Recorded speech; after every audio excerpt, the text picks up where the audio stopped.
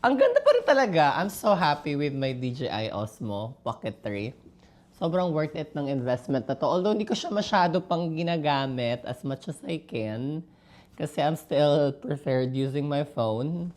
Meron akong tatlong or apat na phone for vlogging. Ito for just in case magta-travel kami. Kasi ito, you don't need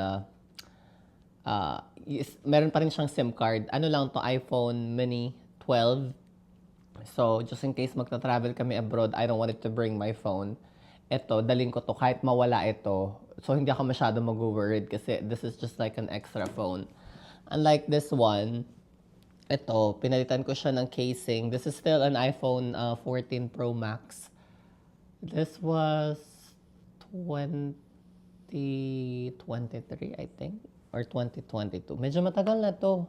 Parang I think magtatatlong taon na tong phone na to. Or 3 taon na siguro to. Up until now, ginagamit ko pa. Aray ko. Ang problema lang nito is, syempre dahil 3 years na siya, alam mo na, madali na siyang madarin yung battery niya. So, kailangan charge mo siya para, dito kasi ako nag-edit mga sis, dito ako gumagawa ng work.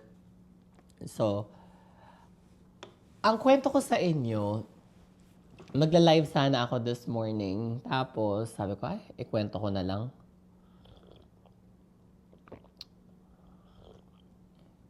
I-upload ko na lang sa YouTube, sabi ko. Meron akong pina-follow sa Canada ni sabihin ko ba? Siguro wag na lang. Basta, magtatay sila. So, relate na relate ako sa mga storya nila in somehow. Pero hindi ako makarelate in a way. Kasi, I have to say, I could afford those things. Meron silang stint na of course, probably they're just pretending. But as you can see, throughout all of their videos, talagang money is difficult. As I always said, money is always difficult. Ang daming mga Canadian na umaalis sa Canada and there's so many Filipinos going into Canada na scam daw sila for a Canadian dream kasi it's not true.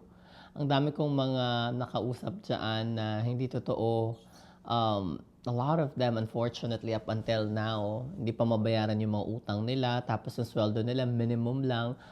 How can you survive in a country where you're only getting a minimum wage or a lot of them are under